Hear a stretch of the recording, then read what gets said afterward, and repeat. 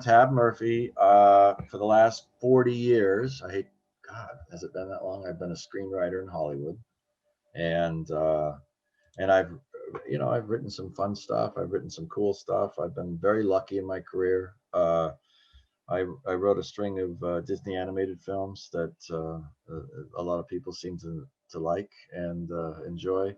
I got early in my career. I was nominated for an Oscar for Gorillas in the Mist, which was a very cool thing to happen at that particular time. I wrote and directed a movie called Last of the Dogmen, and I just love writing. I love writing. I love telling stories, and I I always loved telling stories, even as a kid. So my career, I just feel lucky that I get to do that as a job. So there you go. That's me. It was not an hour. Well, I was expecting. Oh, sorry. Okay. Maybe I'm a writer, man. I exaggerate. Come on. All right. So, like I told you before, I used the Google machine and I found questions to ask you, which is great. Okay. So, the first question on this list of 20 is where I know is where do you write? Well, on a computer. Hello. Yeah, but aren't you in? You're in like. Are you in Wyoming still? Right. That's where you were. Are No, you still there? no, I'm just being. I'm joking around. I write. I write a lot of places. Yes, I've been in Wyoming this past year a lot, and I've written up there. I write here in my little. You can see the Atlantis Leviathan in the background, the cell. So I have a space here in our house that I write. Um, but I learned, I write anywhere, man. It all depends on what's the project is, what the expectation is, if there's a deadline. I wrote some of Tarzan driving across Canada. Well, I mean, I was in the passenger seat typing away, you know. So it all depends on circumstance, but there is something, that there is I like, uh, the familiarity of routine in terms of, when I start my day. So no matter where I am and where, I am eventually going to sit down at this computer and, you know, usually I've managed to grab a coffee and, and I'm just one of those, you know, uh, start of the day kind of guys. That's where I get most of my work done, uh, in the hours from dawn to lunchtime, I guess, Well, I somewhere in guess there. that kind of answers the next one, which was when do you write? So, are you a morning writer or a night writer or both?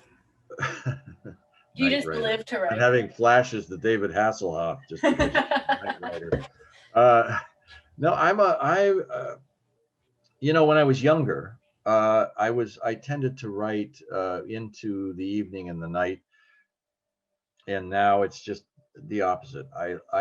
And maybe that's just because I'm older, that most of my energy and most of my synapses are firing at maximum efficiency, right after I get up and right, in the morning, and I couple that with a little caffeine, and boom, off to the races. That's kind of, and then and then I'll write, and the way I get started is that I always do this. I kind of quit the day before. A lot of guys and gals will quit after they finish a scene, right? For the day. I always quit in the middle of a scene or in the middle of a dialogue exchange when I know exactly what's going to happen next. I'm not.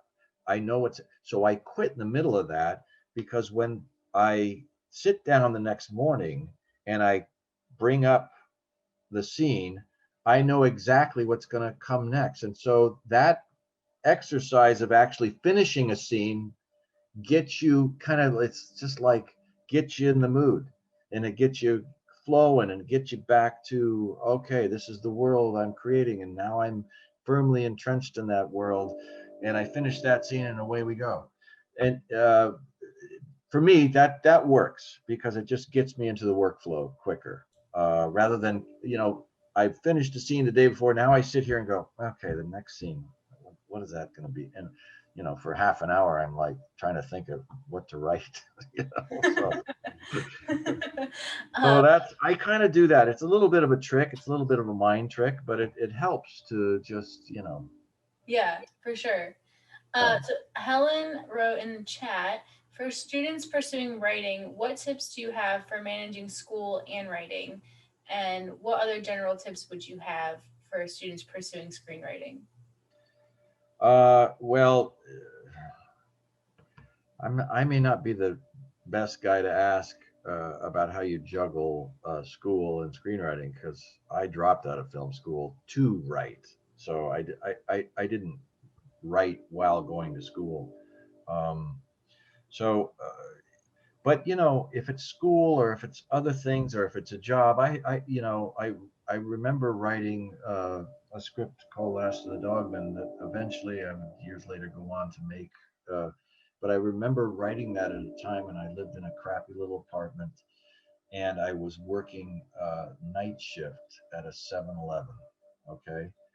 And I wrote that script in just grabbing pieces of free time anywhere I had it. But the thing that helped me write that script is that I had inspiration. I had an idea that just um, would not let go of me, and I just had to write it. And so that's one of the things that helps juggle anything along with writing is to love what you're writing and to be really excited about what you're writing because you will make time. You will find time to work on that. And I don't care if it's just 15 minutes in one particular day because your day was so fucking busy you couldn't, but if you got 15 minutes in, that's important. Those minutes are important. So it's, it's tough, it's hard, but yeah, eventually, like one of my old instructors said, if all you write is half a page a day, Tab, um, in 240 days, you'll have a full script. I'm like, okay, well, I guess, yeah, mathematically, that makes sense. So I would say don't put pressure on yourself if you're juggling a lot of stuff. I have to have the script done by the end of the month. You know what? Just write it and give yourself that period of time, whatever that period of time looks like in the course of a day, right? Give yourself that like space and protect it. And that's your time to love your story and work on it. And I don't care if you only got one line written that day. It's okay. It's okay. Right. So you'll get there. You'll get there. So that's what I do. I mean, create a protective space and as much time as you can get there, great. But don't be too hard on yourself if you have this other life that keeps intruding into your writing time, because we all have to pay our bills at that time in our careers. We all have to this other shit we got to do, and they're just but you know you'll get it done. That's my answer, and I'm sticking to Okay, so what kind of stories excite you? it. Well, things I haven't seen before, which is getting harder and harder to, I've been Yeah. doing this for 40 years, man. So it's getting harder and harder. And I find I go to the movies less and less because even Godzilla versus King Kong, which opened this week, which normally the 12-year-old boy in me would be like, I gotta see that movie. But I feel like I already know what's going to happen, in so many ways. And so, so the things that, you know, the stories I tell and that I love to tell, and the thematic that has sort of run through my career, always seem to have to do with man or woman's relationship to nature, right? Whether it was Diane Fossey going off to the jungles of Rwanda, whether it was Tom Berenger's character and Barbara Hershey's character in Last of the Dogmen discovering the lost tribe of Cheyenne Indians deep in the Montana wilderness, whether it was uh, Milo and the team, in Atlantis going into the Earth and discovering the lost city. I love, that kind of, sort of storytelling, I guess, where you're just sort of swept away either to a different world, or in the case of, like gorillas, or geez, what else? uh, I mean, that was a very significant project for me at a particular time in my career. But what was great about it is it was right in my wheelhouse, man. I mean, I just even this story that I'm writing about these guys, in Astoria. I mean, all of these, like stories about sort of man and women's relationship to nature. I really like a lot. Cool. So Hannah wrote in the chat, how do you find yourself predicting the writing in the media you consumed? Like how does that affect you? So how do you like end up predicting things that like you go to see?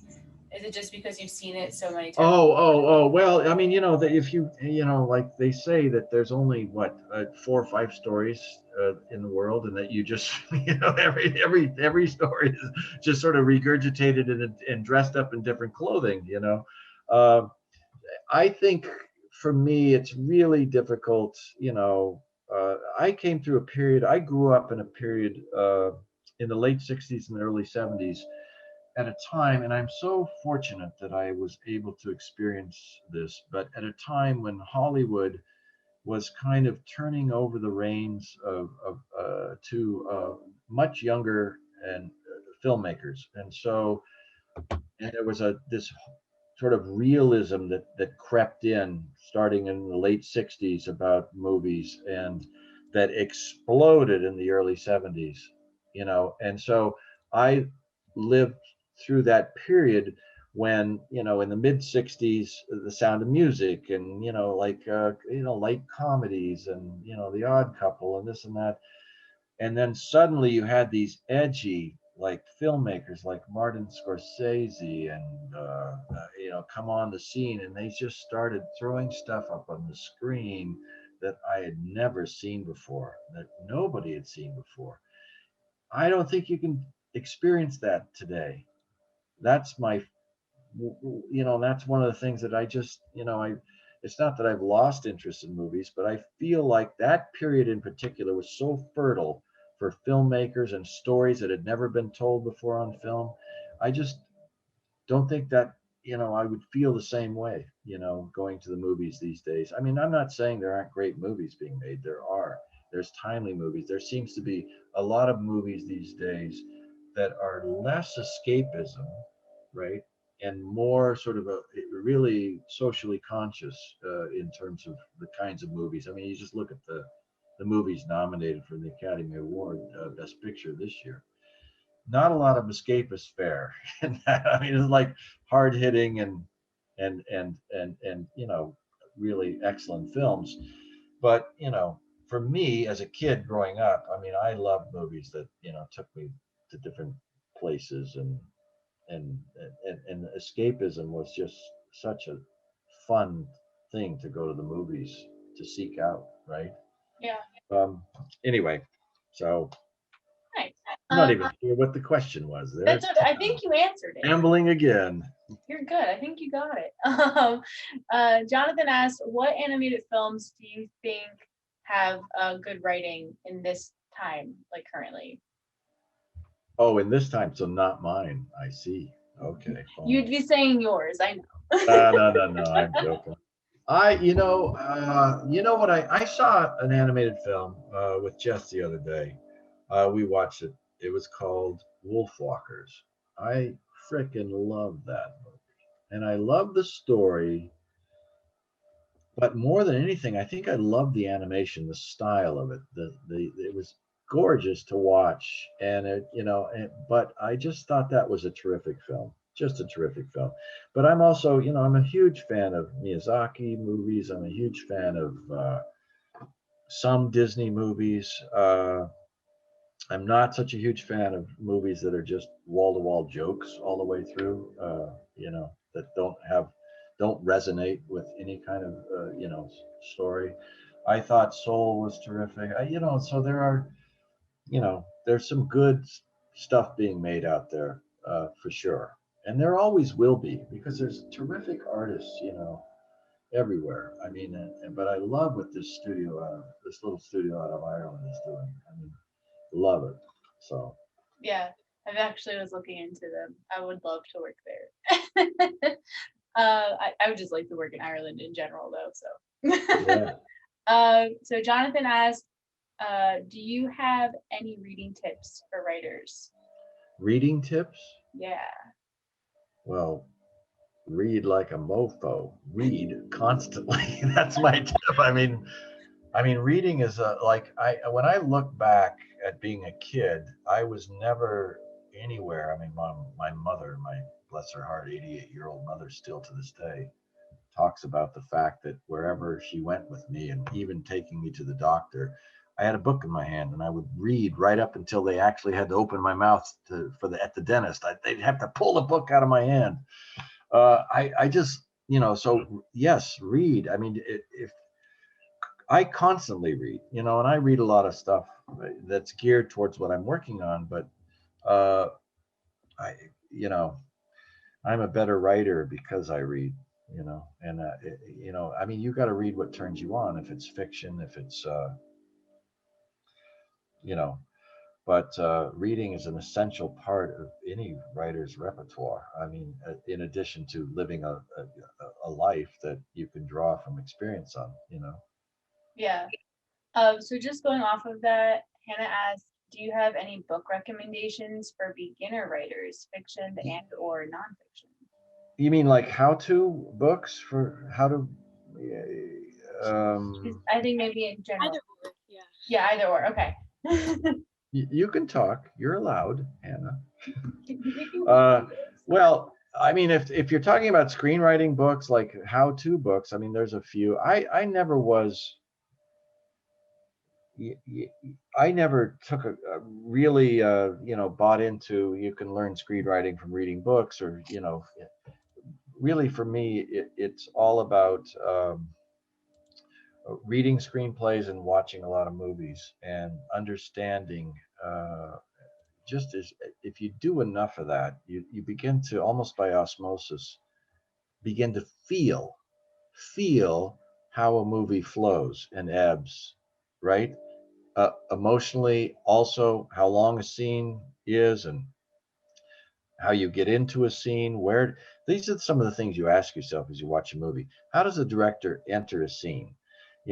Beginning screenwriters always write the same thing.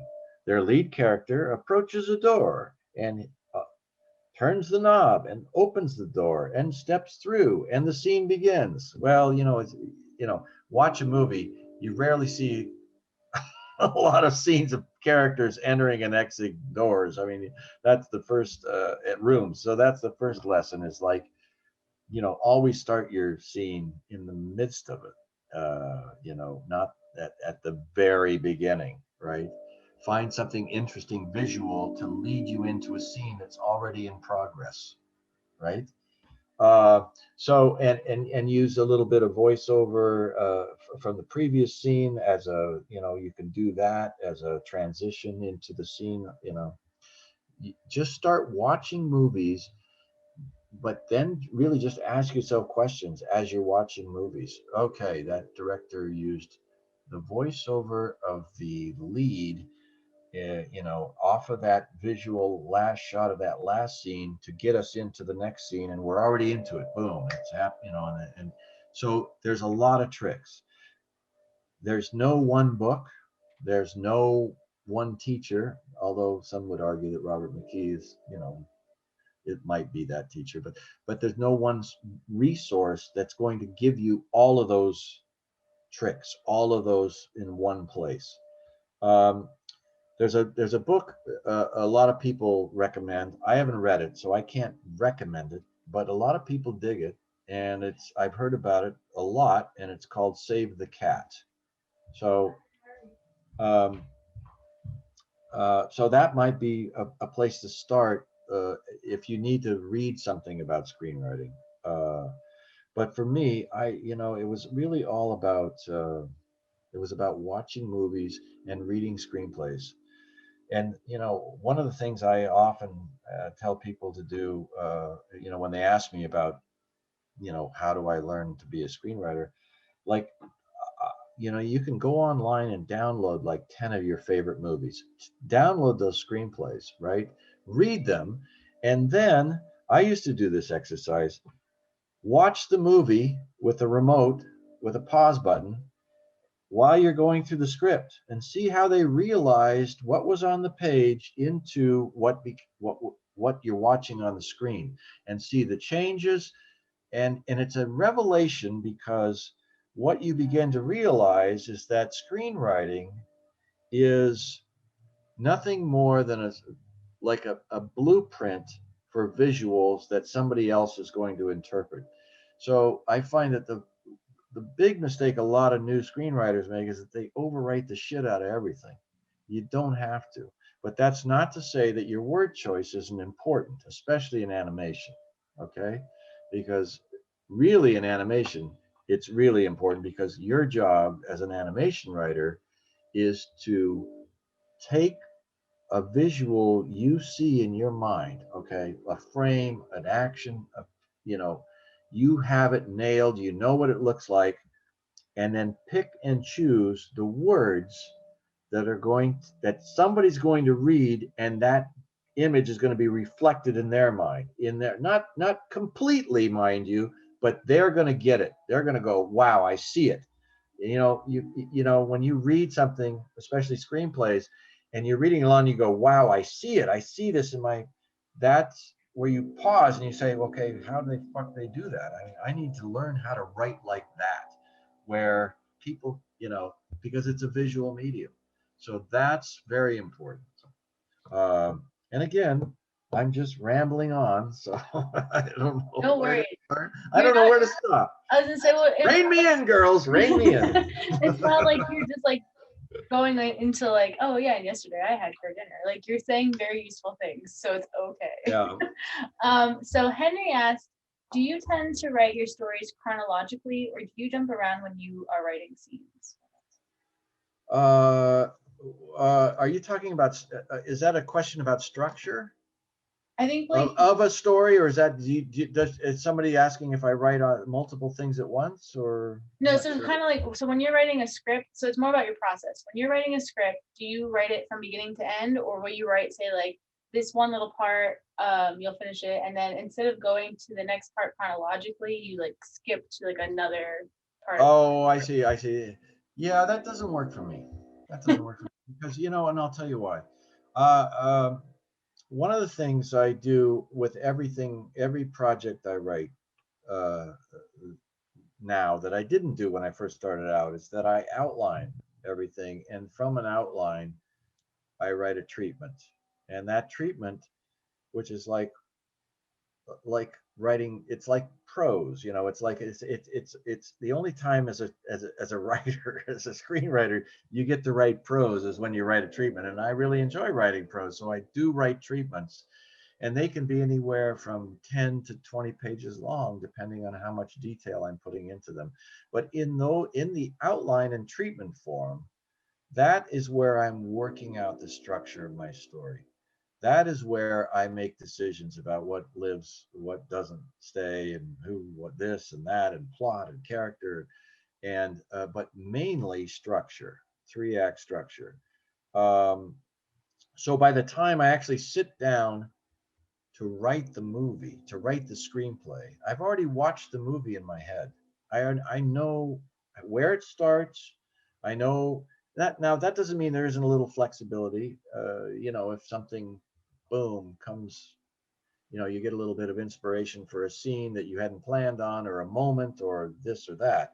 But it, you know, it's you know, you wouldn't expect an architect to begin building your house without plans, right? That's the way I look at it. Like, I plan a lot, so that when I start building the script, I'm already pretty sure of, it's where it's going and what's going to happen and this and that and all of that. So, So that is definitely my process over the last, I think where I started that was at Disney, because that was quite a transition, going from live action to writing animation at Disney back in, like I want to say the early to mid 90s. Um, that was because they outline and do treatments to death.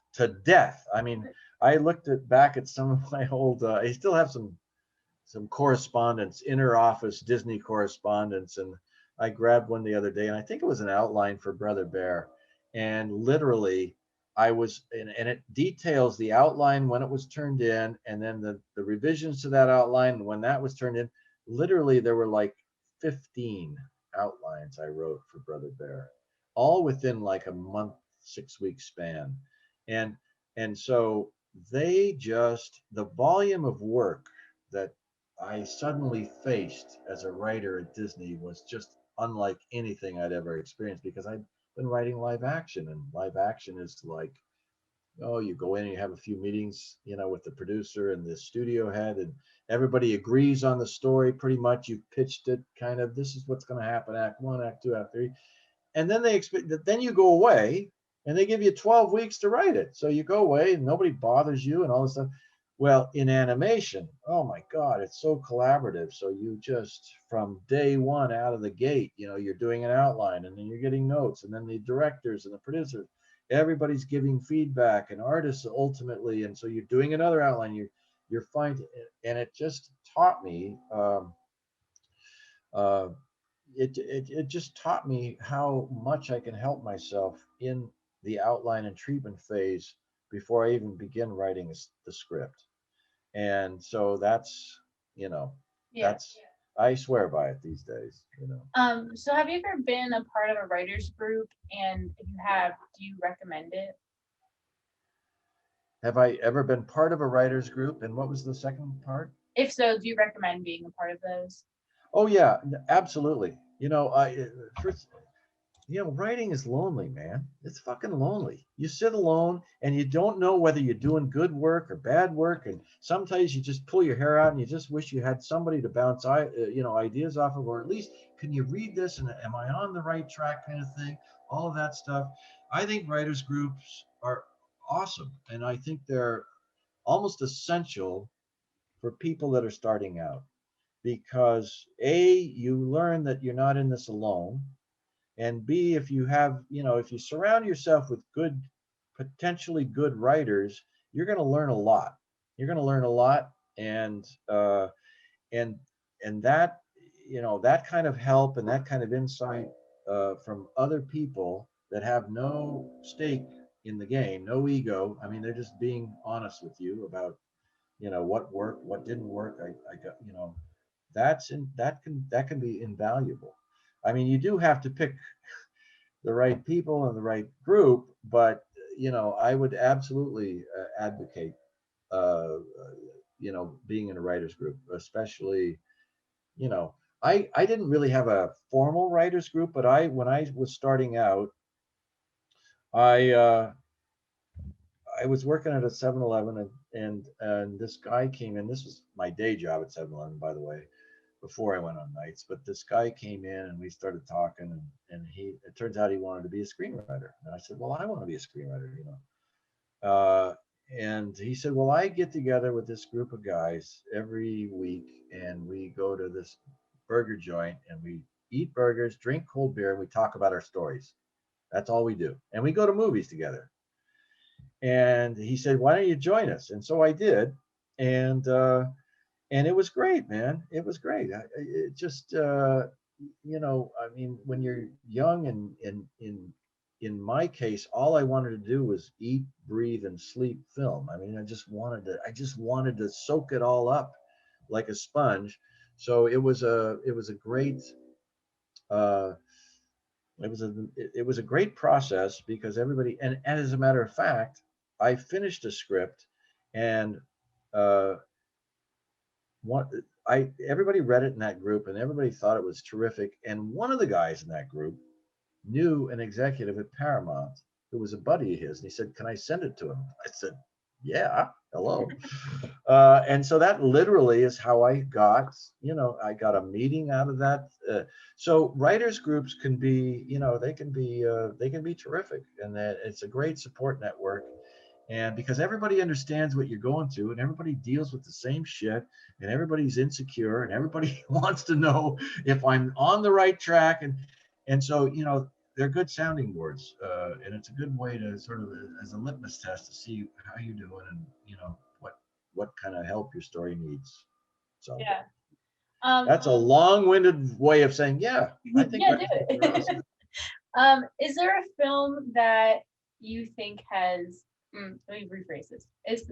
What film would you recommend that has the best example of screenwriting? Is there a film that's a good example of screenwriting? And it can be one of your films if you would like. No, I would never. Hunchback of Notre Dame. I would never. Uh, no, listen, my choices are going to be the choices that influenced me when I was young. And so, I mean, there's a lot of great films out there. There's a lot of great written films out there. I mean, really, you know, really stuff. I mean, we all have been in the theater, not this last year, but most of us have been in the theaters when we've been moved to tears or to laughter or to are thrilled beyond our wildest. My God, and that's a combination of great writing and great filmmaking. But I mean, I can tell you the film that I saw at age 15 that was like I'd never seen anything like it, and to this day I've probably seen it 50 times, and I go back to that film all the time because it reminds me of what writing great characters are about. It reminds me of structure. It reminds me of what writing great dialogue is. It reminds me of what authenticity sounds like in a period piece. It reminds me of all these things that like I always just revisit because I mean, so and that movie is, and I don't know, maybe probably a lot of you have never even heard of it, but it was a western directed by Sam Peckinpah, and it was called The Wild Bunch. That's my movie. That's my movie. I'm gonna watch it. That's the movie that I saw at 15 years old, and subconsciously, not consciously, but subconsciously, I think said, I want to be a part of that. I want to tell stories like that. I want to make movies like that. I want to, so that's my movie. Now, there's been a million movies since then that I love that are really well written that I could, wouldn't even begin to list them all, but You can just uh, send one to me, just a whole list. 1,000 of the best okay. movies. um, all right. What's the best screenplay you've ever read? Well, for years, when I was coming up, say in the early 80s, for years around Hollywood, it was pretty much agreed that the best screenplay, uh, modern screenplay, I'll say, because I'm not going to go back to the 30s and 40s, but the best modern screenplay that most people regarded as the best script ever written was Chinatown. Chinatown. Uh, I'm not sure if that I can really argue against it at this point. I remember reading Chinatown, oh, I don't know, half a dozen times when I was because I piled up a lot of scripts from movies that I loved, and I really just kept them around.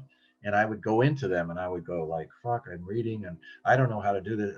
I need a transition here. Oh, look what they did here. Oh, I'll use that." I mean, it's like borrow shit, man. Borrow it. You're not plagiarizing because screenwriting is a craft. So if like if somebody's building something and you say to them, "Can I borrow that hammer for a second?" They're going to hand it to you, and you're going to use it, and you're going to do. That's what you. That's like screenwriting. So you can borrow stuff, that works. You can borrow the craft stuff. I'm not telling you to plagiarize what's being written. I'm telling you just to borrow technique. So please don't go out and, get sued on my account. But no, it's there's a lot of techniques that you can lift. There's a lot of elements that you begin to see, like why reading it felt different and fresh, and those are the places where you focus. And so why did that feel different? Why did that feel cool, really cool? I hadn't seen that before. So that stuff's all wide open. But yeah, I would say probably, um, I would say Chinatown is a great script to read. Cool. It's a great script about a period in LA, and it's got great characters, great writing. The other script I would suggest reading, which has won an Oscar, was Butch Cassidy and the Sundance Kid.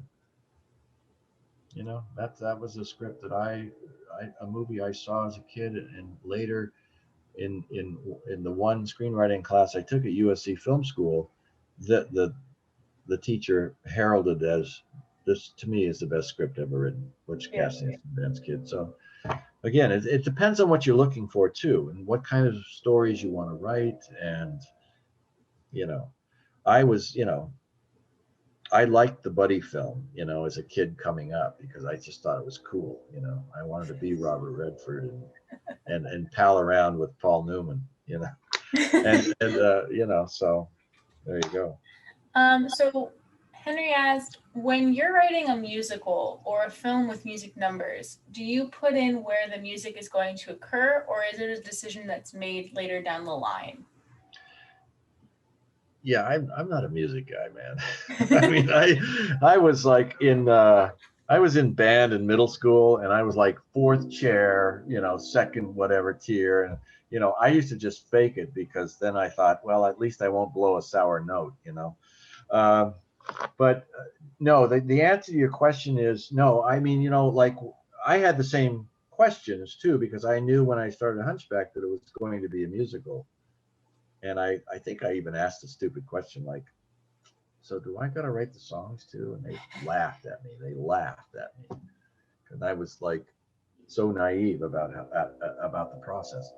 No. What happened on that was that I wrote the script for Hunchback, and I did a few revisions, and everybody was very excited about it, very high on it. And the movie already had a green light off of a treatment I wrote, so we all knew we were going to make the movie, and it was a very exciting time. And I got a call one day to come in for a meeting, and Alan Menken and Steve Schwartz were going to be in the meeting along with the directors and the producer, and they were going to spot song places in the script. And I thought, oh, okay, that sounds cool. I mean, they're going to write songs for this. That sounds cool. So I go into this meeting, and everybody's there, Alan and Steve, and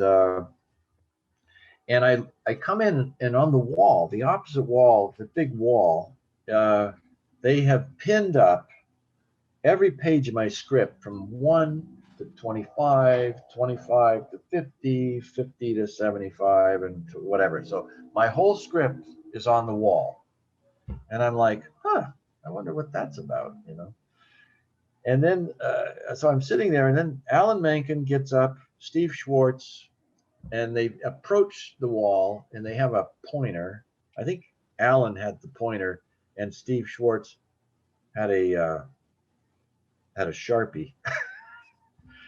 And so they start reading through the script, and then Alan would say, boom, this is a song. And then Steve would come forward with his Sharpie and start Xing out all my script pages for like 5-6 pages. And I was like, holy shit. That was, and I didn't realize that that's how you spot a song and how you create songs for a musical. And so they're going through this, and they're Xing out pages, another song here, and they're Xing out pages. And in the meantime, I'm just like sinking down farther and farther in my chair because I'm like, those were some of my best scenes that I wrote, and they're fucking like Xing him out. And at one point, I'll never forget this. Alan Menken looked at me and I think he saw the look on my face. And he's like, "No, Tab, it's okay, dude, it's fine. We're gonna actually, your words and these scenes inspired us, and this is where we're gonna write. Yes, there's gonna be a song. We're gonna tell the story through the song though, and we're gonna use a lot of your dialogue and a lot of the blah blah blah. So don't worry, man. We're not destroying your work." And so I was like, I was like, okay, cool, I get it, and that's when you realize, that you're not an autonomous writer on a Disney film. You are part of a team, a collective, creative team, and you have a role to do, and just like everybody else has their role, and so there's nothing precious about what I've written. It's all up for grabs in that sense, especially in the musical sense. But I'll never forget, like going to see the film after it was done, and what they did with those songs was like, I was blown away. To this day, when I watch that sequence where Frollo sings Hellfire, I'm just so I'm in awe of it, because I wrote a monologue for Frollo in that scene. He's walking around and he's talking about this gypsy girl, and he's just getting worked up. And it was really, there wasn't, it was just a monologue, and they turned it into Hellfire. I was like, holy shit, man. These guys were awesome. They're just so creative, and I, from that moment on, all through the next three movies, I just trusted everybody at that studio. I didn't. What do you want me to do? Okay, I'll do that. You know, I have nothing. Like, just tell me what you want me to do, because I knew, that I had 300 amazing artists and writers and directors and lyricists and all behind my script, my words, trying to make the best movie possible. And so it was it was a lot of fun. It was a lot of fun those years. So speaking of Notre Dame, I'm gonna skip and then come back. So speaking of Notre Dame, you guys incorporate religion in that story, and that story is about religion for the most part. What was that like a big issue working with Disney, and like was that planned from the beginning? Well, that was that. It's a hard, not a hard question to answer, but you have to understand the time period when that movie was made. This was a period when Disney and the directors that did Hunchback and the producer that did Hunchback were coming off of several musicals, and they had been nominated for Beauty and the Beast, and and you know when I had gone in finally to have a meeting at Disney and to talk about what they were working on and what, if anything, I might be interested in checking out. Uh, when they, put Hunchback of Notre Dame on the table, I was like immediately like, okay, I'm in. That's me. That's because I was a total monster nerd in the '60s. Growing up in the '60s, I loved monster movies, and in those days, Universal, all of those great horror films, Dracula, Frankenstein, Boris Karloff, all that stuff. In those days, uh, the Hunchback, Quasimodo, was sort of lumped in with all of those Universal horror movie monsters. And even though he's not a monster, he's a man, but he was part of that canon. So as a kid growing up, I was very familiar with that story. I knew it. I'd seen Lon Chaney Jr., Lon Chaney Sr.'s version of it. I'd seen Charles Laughton's version of it. So when they said, we're trying to figure out something to do with this, I was like, boom, I'm in. Let's go. This is awesome. I know now why I'm sitting here in this meeting, because I meant to do that. And so, but it was I was excited about it, and then I was immediately like suspect about it because I thought, oh fuck, I mean, if they want to turn this into singing and dancing, like fluff, like, I mean, because The Hunchback is a very dark and, yeah, I mean, it's very mature material. I mean, the themes running through that. I mean, you talk about religion, you talk about obsession, you talk about, I mean, sexual obsession. You talk about, there's just things, and you go, whoa, you know, uh, like it doesn't necessarily scream Disney right out of the gate. You know what I mean? And so that was what I was tasked with early on. Is there a Disney movie in this material? Can you find it if it's there? Can you bring it out? And I was concerned that, well, I mean, because but they Disney was really cool, man. I told them about my concerns about, you can't turn a world literary piece of art into singing and dancing fluff. I mean, it's just like, I did not want to be stopped at the border of France later in life and brought to the gallows. They would have strung me up. I mean, so, but Disney, to their credit, they were really cool. They said, look, yes, we have a brand. Yes, we have a brand but you let us worry about our brand. You write what you want to write. You write the way you see it. You write it. Don't censor yourself. I mean, like, because you're thinking you're writing a Disney movie, just write a great story, and we'll worry if it's too much, if you push it too far, if it's we'll rein it in, we'll pull it back, but you let us worry about that. Don't you worry about it. So what they gave me in that moment, they gave me the freedom to write it the way I wanted to write it, which was awesome. I didn't have to second guess myself. Gee, is this too adult? Gee, I don't know. Is this too dark? Gee, I just wrote it with all the heart and feeling I could, and I knew, I mean, I knew quickly that the story was going to be told from Quasimodo's point of view, and that the other three characters jumped out. I mean, it's a book full of hundreds of characters. I mean, if you've ever tried to get through that, but to me, it was four characters that we could build a movie around: Quasimodo, Frollo, Esmeralda, and Phoebus.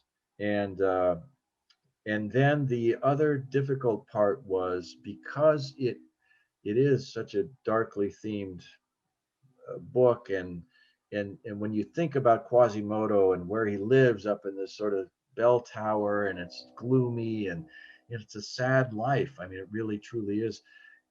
And Disney makes movies that are full of color and hope and joy. So something was missing there, and I was like, oh my god. But I cracked it. I remember cracking it by thinking about Quasimodo as having this very rich internal fantasy life, so that when he was alone up there in the bell tower, it came alive. It came alive with, literally, with the gargoyles, and there was color and there was light, and then he looked over Paris, and he yearned to be a part of something that he couldn't be at that particular time. And uh, and then it's really interesting too, because when Frollo enters the bell tower, it becomes this dark and gloomy place again when he sits down and they have a, so I mean, the artist did a great job. So when I brought that idea to Disney, to the executives I was working with, I said, this is how we can bring color and hope into not only the gloomy place where Quasimodo lives, but also into his want, which is to be accepted by the people of Paris for who he is, right? Then they were like, all right, that sounds good. Let's go. So, Right. yeah, that was So fun. if you are writing a screenplay for a sci-fi world, should you be equally focused on the world as well as you are on the character arcs?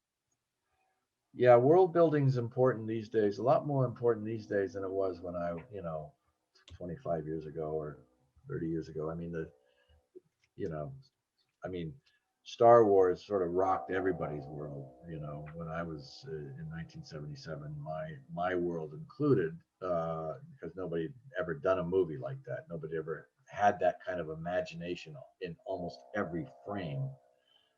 you're like, whoa, what am I looking at here? But yeah, world building is extremely important. I mean, sci-fi is a tough nut to crack because it's been done so many ways inside and out in terms of world building, whether it's inside a spaceship in Alien, right, the movie, and it's been done really well. So you know I don't know what to, yes, the answer is yes. But creating something that's fresh and that hasn't been seen before, that's the challenge, right? That's the creating something new that somebody reads and goes, shit, this is amazing.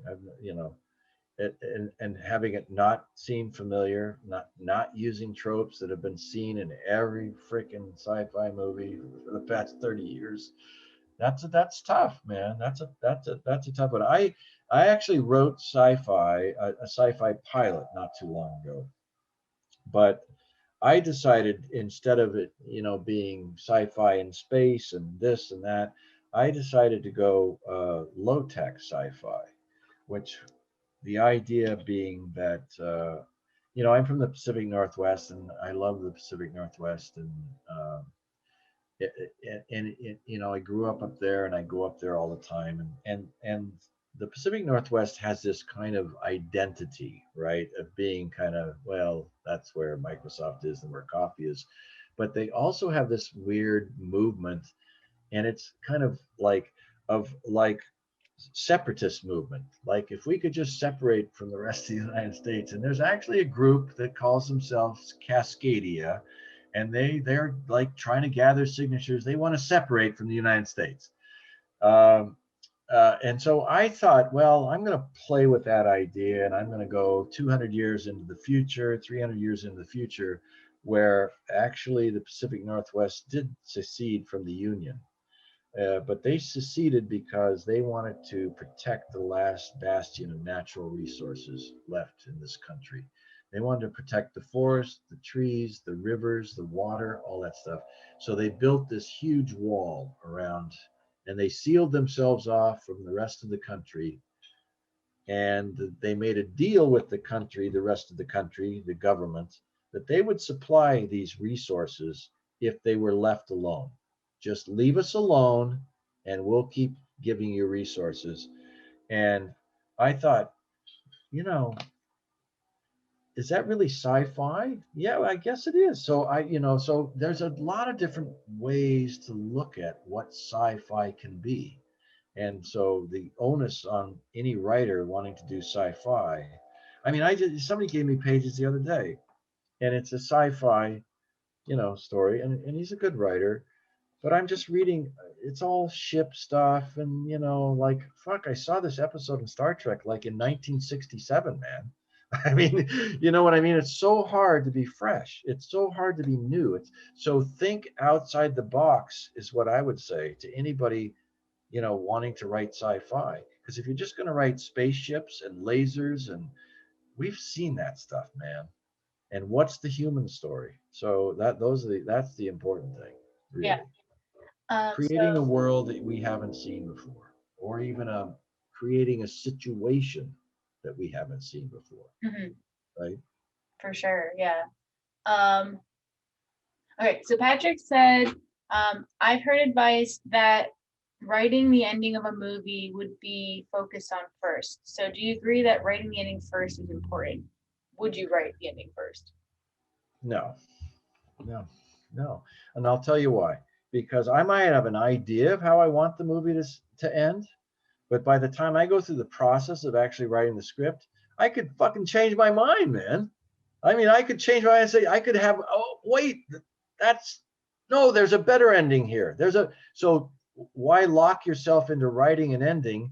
Because the minute you write something, and we're all guilty of this, it's carved in stone, man, for the most part. And we gotta free ourselves. You can sketch out something. I think the movie's going to end like this, or I want the movie to end like this, or I envision the movie, the bad guy gets, whatever it is. You can kind of sketch that out, but I would say allow for things to evolve and to be fluid through the writing process. Otherwise, you're going to drive yourself nuts. And I'll tell you why, because you're going to be writing to that ending rather than actually writing a story that's unfolding as you're writing it, that some of it's coming to you and some of it's, and if you're writing to something that you already know is written in stone, your ending, this is how it's going to end, then I think I'm not sure, but I think that just it's like, wearing handcuffs as a writer a little bit. You got to be careful of that. Yeah. Helen says, if I remember correctly, you once had the rights to the story about the Savo Lions. How did that happen? And how do you feel about the execution of the Ghost and the Darkness? Oh, the story of, what was that again? I mean, I could be saying it wrong. Helen, come here. Oh yeah. So you know the man-eating lions in Savo? Oh, the man Remember eaters those of guys? Savo. Yes, I love that story. I wanted to write that story. You know who got to write that story? William Goldman. So if you're going to lose to somebody, lose to William. I look.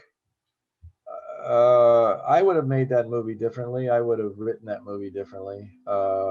They made that movie at Paramount, I believe, and they put stars in it. So it was a star vehicle rather than what I saw it as, again, man versus nature in the most gripping, kind of terrifying way.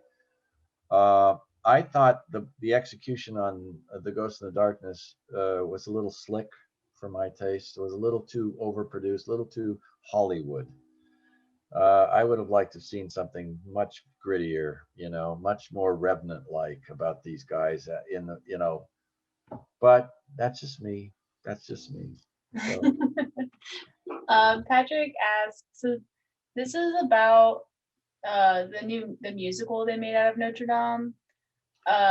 So have you seen or like researched anything about it? And what do you think about the changes since they've changed some things from the book and also from the movie? well, that's an easy answer because I haven't seen the Okay. musical. I haven't seen the musical. I didn't see the musical when it came out. I guess, I don't know. It came out and played down in La Jolla for a while and then disappeared off the radar here in the States. But I guess it was a big hit in Germany because I started getting royalty checks. And Do you get Disney, royalties from it? That's cool. yeah, Disney never gives out royalty checks, but they did because they were just making so much money. I think they felt guilty of all of us that, sort of worked on the animated feature. And so for about, I don't know, I want to say about 8 or 9 months, I would get royalty checks every month and they were selling out they were selling out in Yeah. Germany. Well, I haven't seen it either, but I do have the soundtrack of it on my phone, and it's pretty good. I'm not gonna lie. Now, listen, they had a great foundation. So, if the songs they're singing are Menken and Schwartz's songs, you can't go wrong. True. He sent me a link the other day of I think 100 choir people from the UK singing the bells of Notre Dame, and I was like, this is amazing. It was Cry. awesome. I would have And cried. they're all doing it like we're talking because it's COVID, right? But it just sounded amazing. It was great. Yeah. So Let's see. Johnny N asked, since Brother Bear being your last film with Disney, did you leave the company on good terms? yeah, I think what it was I had a good run. I wrote 4 movies in the span of 10 to 11 years, and and or collaborated on 4 movies because I didn't write them. I participated in the writing, but and you know how sometimes it's just time to move on, and I think with Brother Bear, that was the last 2D movie. I think one of the last. I think The Princess of the Fog came out a few years later. At Florida, that was their last film at the Florida studio. At Florida, right? Yeah. And even 2D was, you could see the writing was on the wall, and a lot of the guys that were I'd worked with and had over those years had moved on to other things. Yeah, no, I didn't leave Disney on bad terms. In fact, what ended up happening is that DreamWorks came knocking, and Jeffrey had moved from Disney to run DreamWorks, and Jeffrey Katzenberg, and it was what I did my first job in Hollywood for him when he was at Paramount in live action. So he knew me, and so I went over to DreamWorks, and I wrote a couple of things that didn't get made over at DreamWorks, but I continued to work in animation beyond Disney. So, and then DreamWorks decided. Then they had that movie. Oh my God, what the African movie where I think Ben Stiller's in it, and Madagascar. Madagascar came along, and wow. that changed the landscape for writers like me who are narrative storytellers, because they realized that they could have the thinnest story in the world and just do joke after joke after joke after joke after joke. So they started hiring joke writers, really. I mean, and so there wasn't space for a guy like me. And they were doing that for 10 plus years, and they realized that, okay, let's stop doing that. Yeah, and try well, to figure out things, to do what we can do. And that's how Try to Train Your Dragon came along. Things tend to go in 10-year cycles, right? I mean, Yeah. I don't know. Yeah. Excuse me. So, okay, what is the most important aspect of building a great character when you're writing?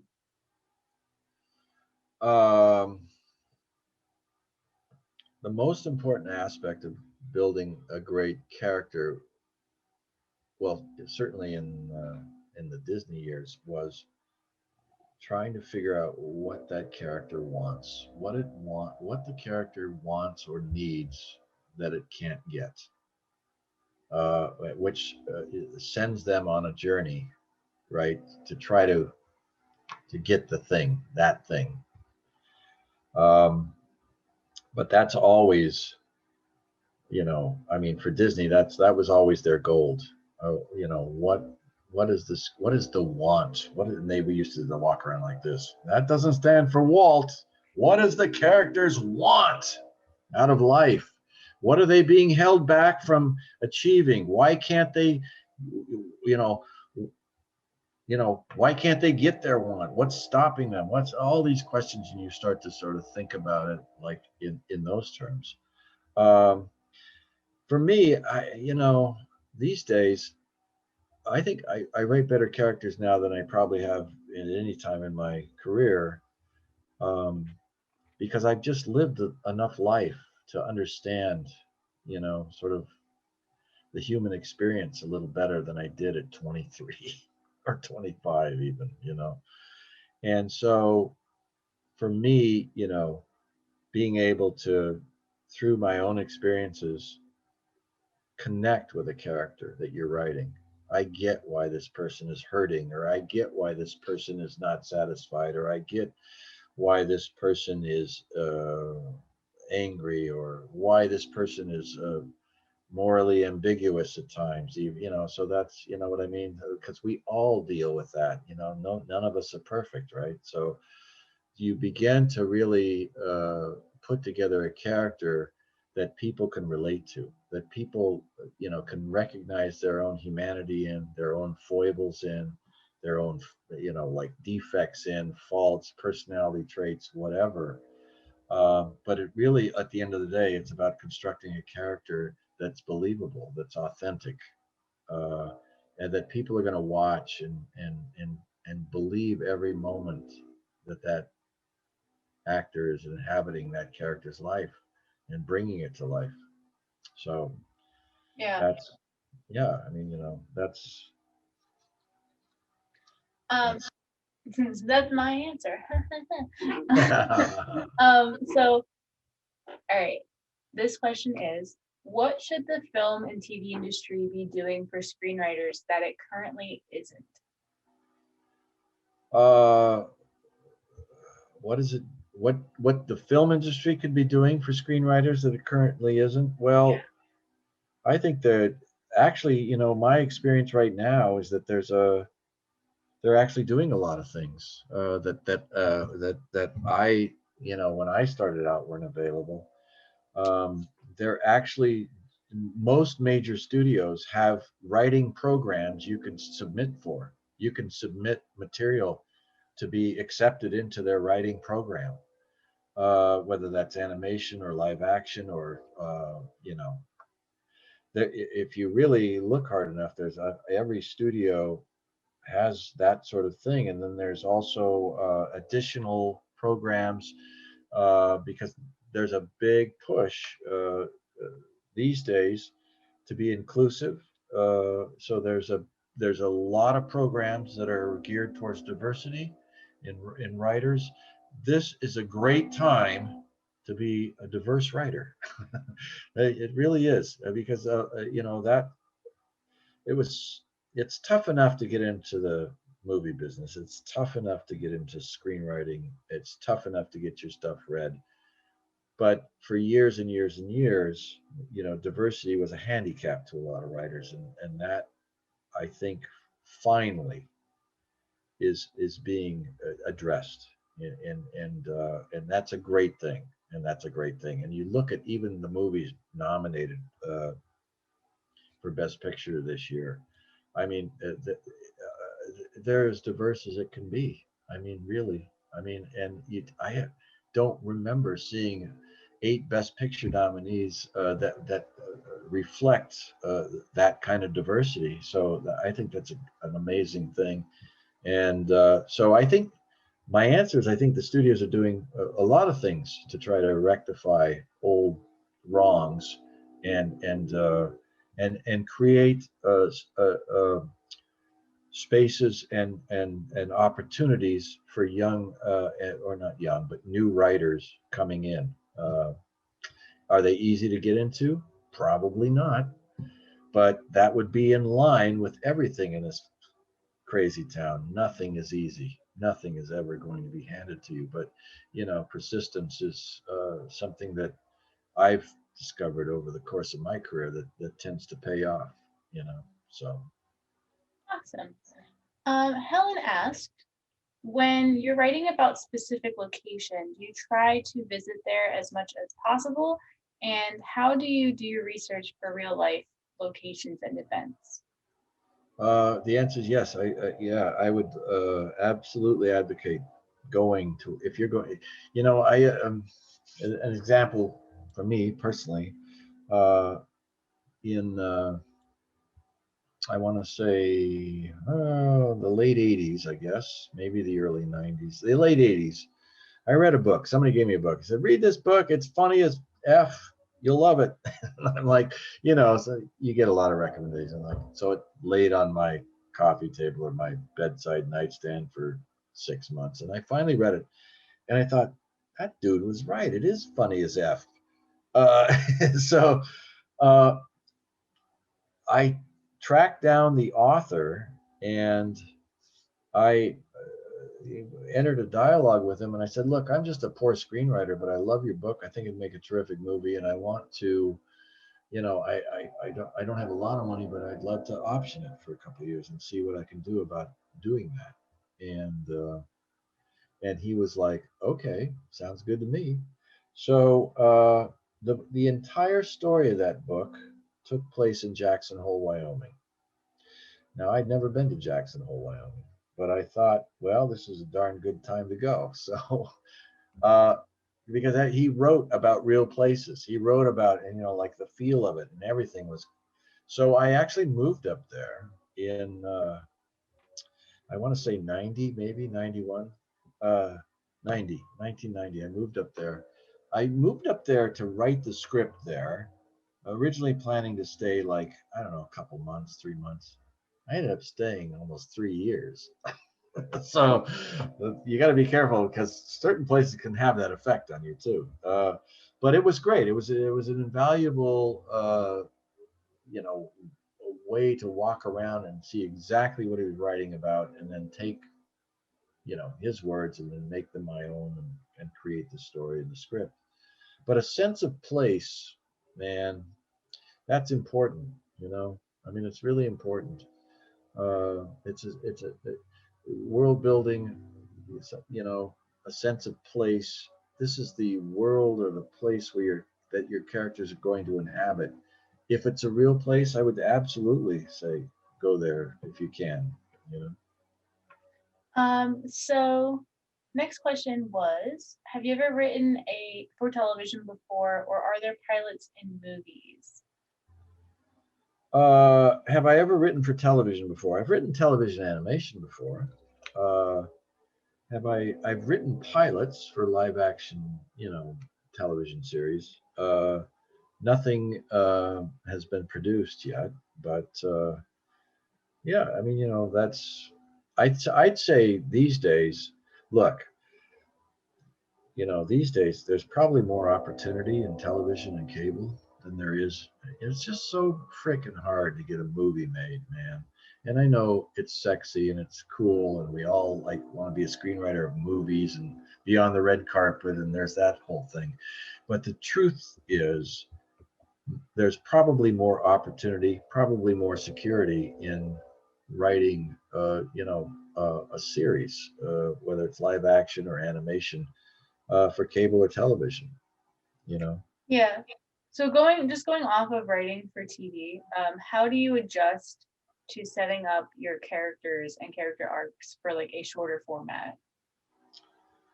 Um, well, you have to, you know, I do what's a lot of people do, which is called a series Bible.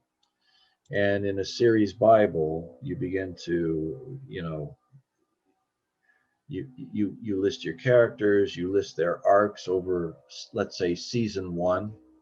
So it's a lot more planning, even though you might only write the pilot, 55 pages of an hour pilot. You have to plan out the other 9 episodes, and you have to, like, you have to know what's going to happen with your characters, and all the twists and turns and all of the reversals and all of the reveals and the surprises and all that shit, to the very end of that, where you hopefully leave it as a cliffhanger, because if everybody loves it and it's a big hit, you get a season two. So it's a lot of work, man, and that's work nobody's paying you for. Okay, that's work nobody's paying you for. I've probably done more writing in my career over the last 10 years for free than I ever did for all the writing I got paid for over the first 30 years of my career. That's how much you have to put yourself into, to get a pitch ready to take it out. And it's tough, man. It's not easy. But it's just almost like a given now. You've got to do a lot of work to get the opportunity to get work, right? Yeah. There's some irony there. I don't know. Okay, so how do you feel about Atlantis getting a live action greenlit, or have you even heard about this yet? Oh, there's so many things you read on the internet that just aren't true. There's so many things that you aren't true. To my knowledge, there is no live action Atlantis planned, greenlit or otherwise. Thank There is God. there is a Hunchback movie planned, that was announced, a live action version of, and I strangely, if you go on my IMDb page, I'm a consultant on that, although nobody's called me. But last I heard, that's run into some creative problems and this and that, which is not unusual. Uh, I think, listen, Atlantis was a cool opportunity. The directors and the producer and myself had done Hunchback together. We wanted to do something else, and the next thing we wanted to do was not a musical. Those guys did not want to do a musical, and so we had a lot of fun on that movie, because, as Kirk Weiss, one of the directors, said, for the last few movies, they've been going into Disneyland and making a ride into Fantasyland and musicals and fairy tales and all that stuff. He said, we want to go into Disneyland and make a hard left to Adventureland, and that's kind of how we sold the premise to Disney, and they were open at the time to doing something different, which was, and Kirk and Gary and Dawn had a lot of cachet because they had done Beauty and the Beast, had been nominated for Best Picture. They had done Hunchback, which was considered, I mean, the studio loved that film. It didn't go out and make Toy Story numbers, but I think they were proud of that movie. They considered it a work of art that they were very proud of. So when we came at them with what was the beginnings of the story for Atlantis, they were very receptive and very cool, and we had a lot of fun putting that together. That and I'll tell you, you're talking about a live action remake. The marching orders I got, I finally wrote a treatment everybody loved, and I was going to go to script, and the marching orders I got from all of them, Kirk, Gary, and Don, were like, write it like a live action movie. Don't think of it as an animated movie. And I took them to heart, and so that's why of all the movies that I wrote at Disney, that one probably would be a kick-ass live action movie. I The agree. problem with it is it'd be a very expensive kick-ass live action movie. And also when Atlantis came out, it didn't make $500 billion worldwide. In fact, it didn't perform up to expectations and was considered something of a disappointment. And so you don't normally remake something that's going to be expensive, and the original was a disappointment.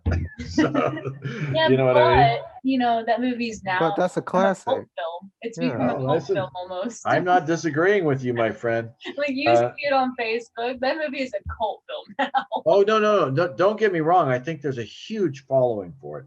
The problem is a lot of those people, when they were kids, didn't go see it in the Yeah. theater. They watched it on VHS tapes and later on cable and this and that. So it is the groundswell of fandom for that film has built steadily over the last 20 years.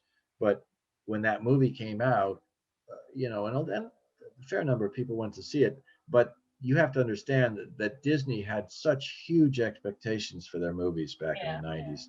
They were like, oh my God, if it didn't come out and do, 40 million in opening weekend, they were like climbing the walls. So that's a very difficult thing to live up to. It's a very difficult thing to, sort of have to know going into opening weekend that but so it did underperform, and we were all very disappointed because I'd never been on a movie where everybody worked so hard, believed so much in what they were doing, and loved so much of what they were doing because it was just different. It was something different that hadn't been done, and we got so many people at the top of their game, like artists and visual effects artists, and everybody just believed in that movie.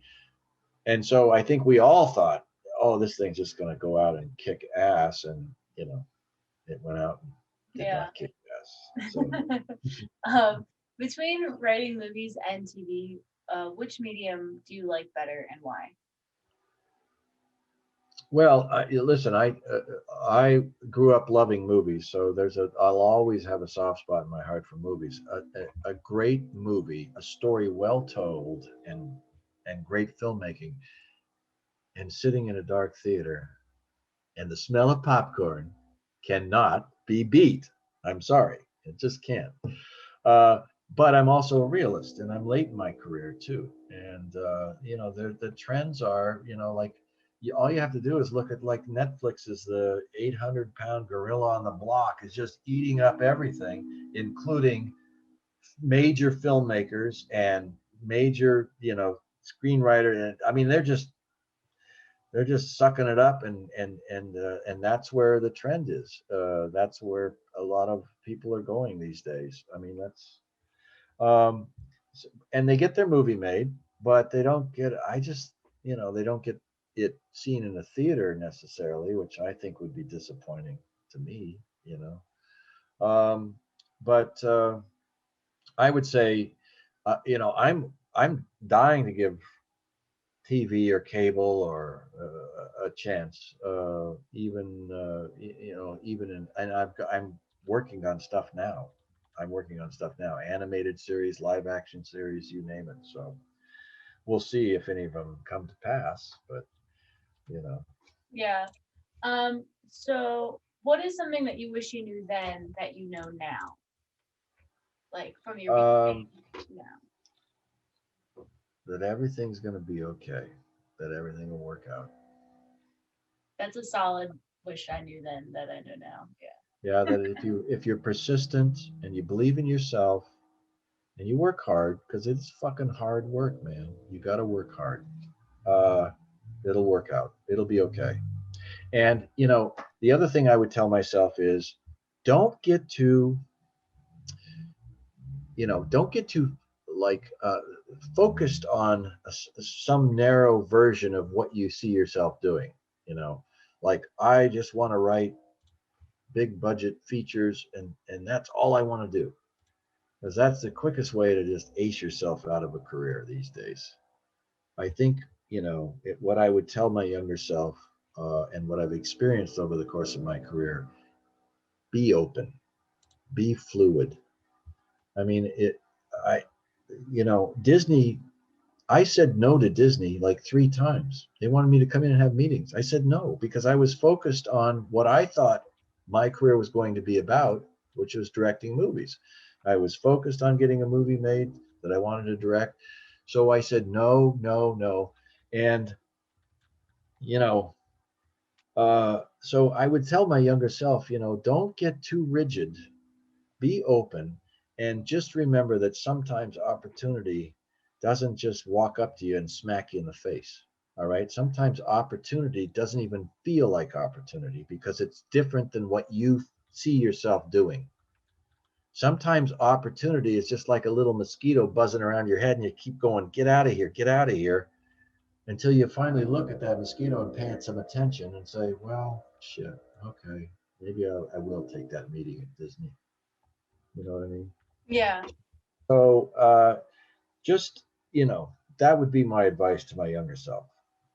So how do you know when your screenplay is ready? Like, how do you know you're like, this is it, I'm done, we're good? 'Cause I'm a pro, man. I'm a pro. No. Your Hey, family's listen. like, oh my Some God. people will tell you that a screenplay is never finished.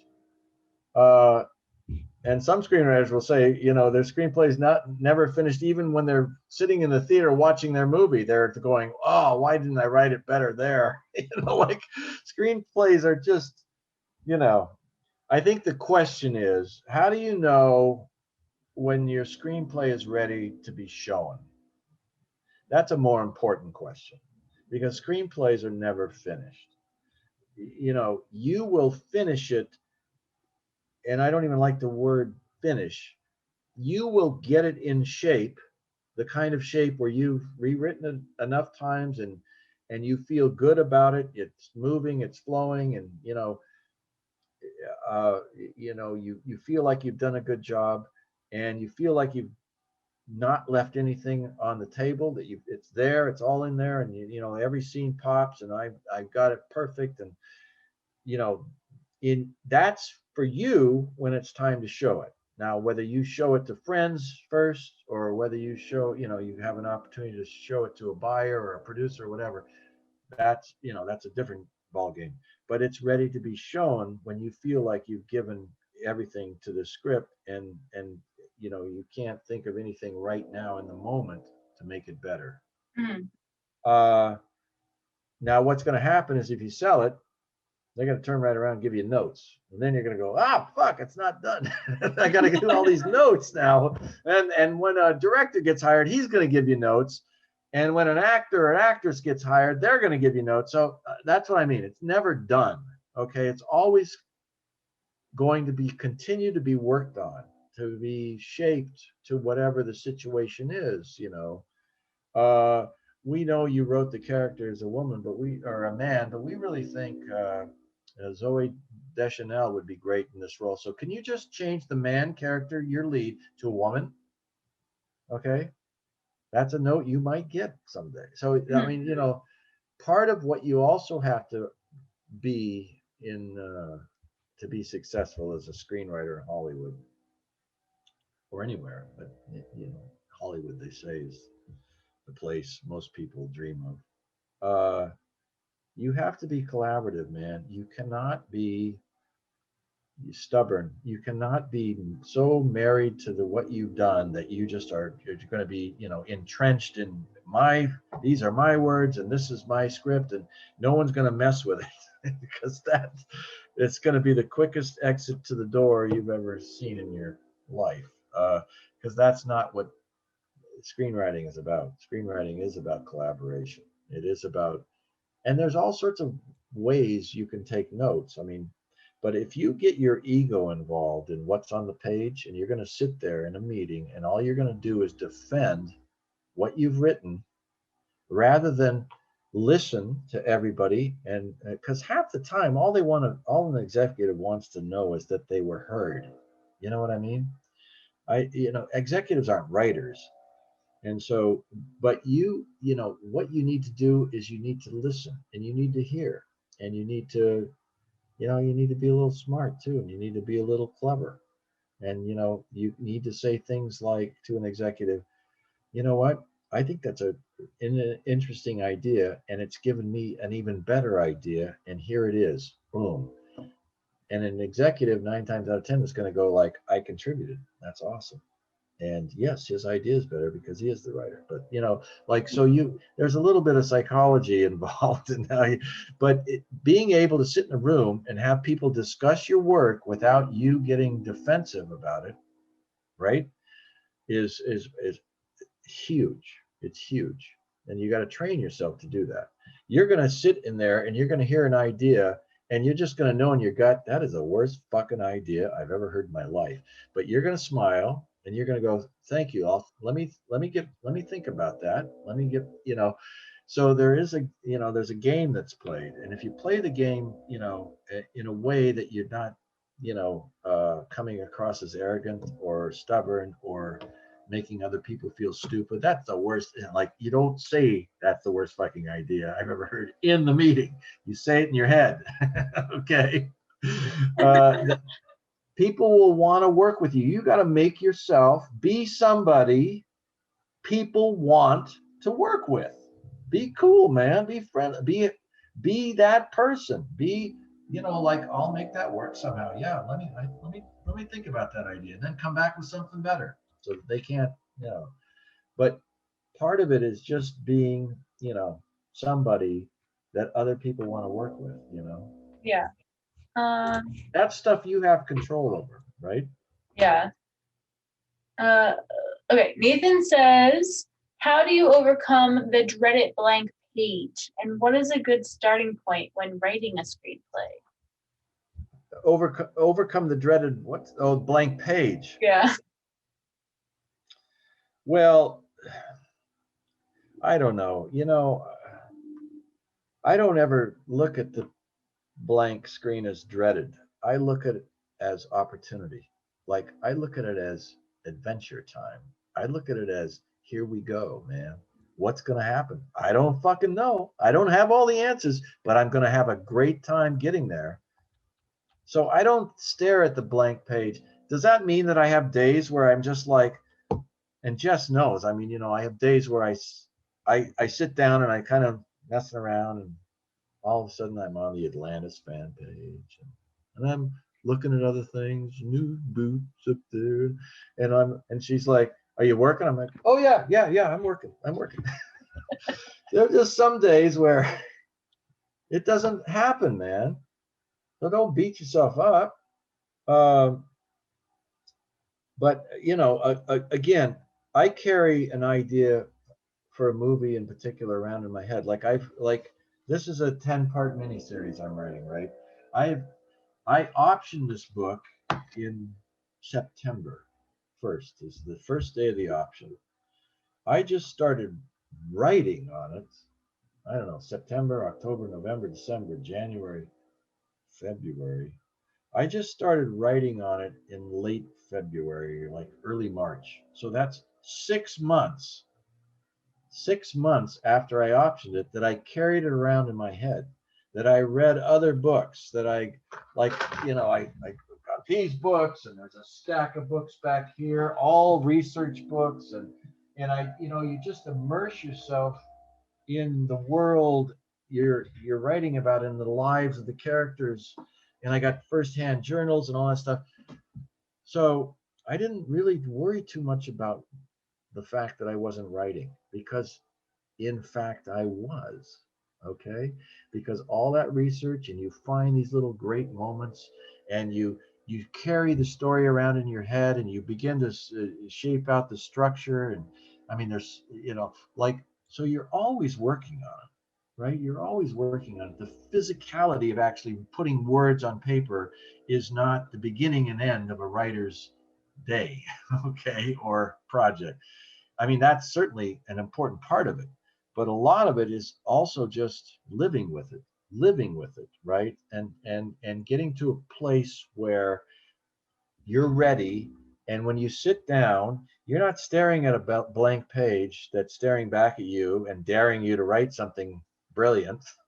You're excited because now you're going to finally get to, you're going to, you you couldn't, like in the case of Astoria, I didn't know what the first scene was going to be. I didn't know it for months. I don't know.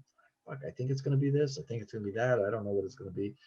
And then it just, you just stay open and think about it, and bam, bam. It's like, there it was. And it was just made so much sense. And so when you get to that point, then you're excited about what you're going to write, and there is no blank page anymore. It's just blank space waiting for you to fill it up, which you're ready to do.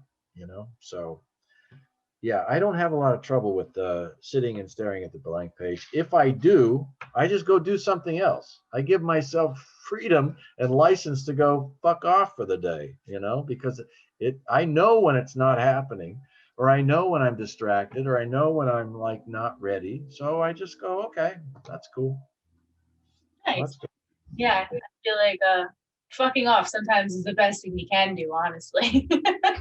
Well, it is, and I think when we were in Jackson Hole all this time, that was the best thing for me, place to be, because a lot of this story takes place through that area. Hmm. And so I would be maybe frustrated that I didn't really get any work done today, like physical work, like nobody. But I walked the places where these men walked, and I connected to what it must have felt like to see it for the first time. So what you're doing is, it's like you're seasoning your script without even writing it yet. You're seasoning, your experiences that you're going to bring to bear on that blank page. So, yeah, listen, I mean, this is a true story. So that's a different animal than, let's say, something you completely have made up on your own to write, a story that you out of thin air have, completely fleshed out so that can be intimidating too. But again, I fall back on the outline. I fall back. Look, 3-act structure, 3 pages. Do a 3-page outline. If you can't tell your story in 3 pages, you're certainly not going to be able to tell it in 38 or 60 or 70. Get it, and then begin to flesh it out. Turn that 3 pages into 10 pages. Turn that 10 pages into 15. And the more you flesh it out, the more you start sprinkling lines of dialogue or moments and this and that. And suddenly you'd like, oh my God, and then my story is fleshed out. Let's go. I'm ready. Boom. I don't even know the ending, and I'm ready, but that's fine. What do you recommend having in your portfolio prior to graduation? So, like a pilot, a full-length movie screenplay. Like, in terms of writing, is there anything that you think that you should kind of have ready to go when you are leaving? Well, writing samples are important. They're important because that's how people are going to read you. That's how. So yeah, I mean, you need to have you need to have writing samples. Some people say, well, pick a show you love and write a sample episode of that show. I tend to say, why not pick something to write that you could actually sell? So I tend to like would encourage people to write original stuff. I mean, write a pilot, if you've got a feature in you, write a feature. Uh, if you're going to write a feature, write something that can be produced, man. Don't write, Star Wars 15 that's going to cost $120 million. Write a movie like Palmer. I don't know if you know that one, but that write a movie like like a that can be done for a price on location with and you get your actors and you can and the producer reading it and it's gripping and it's emotional and it's this and then and he also says, oh my god, I can make this for $5 million or less. Fuck, that's awesome. Okay, that's going to help you. Not writing big budget out of the gate, big budget movies for Marvel. That is not going to help you. You might get noticed in terms of your writing style, but that's not going to help you. Okay, so the last question of the day is going to be Patrick's. It says, how do you come up with really good quotes and dialogue? I've always been curious about the thought process. It's kind of like a poem, but through some parts of dialogue. So it's like, how do you write such meaningful quotes when you're writing? Well, first of all, I don't try to. I don't say I'm going to write a meaningful piece of dialogue here, and people are going to be quoting this forever. That's just not, that doesn't come into play. Dialogue comes from character. So knowing your characters, I mean, if you're talking about, like you're talking about the Disney movies in particular, you know, everybody participates in the writing of those movies at some point, because you sit around in a room with very smart and very funny people, and they're saying, okay, this scene in Atlantis where Milo and Keita are going to go swimming, what can we do with that scene? Like what we need a light moment here. Anybody got one? And a great screenwriter named Dave Reynolds, I have an idea. Why doesn't he sort of fumble the words like, why doesn't he say like, oh, I can't remember the line now, but he said something like, what's that? Oh yeah, no, thanks. That's than your average bear over there.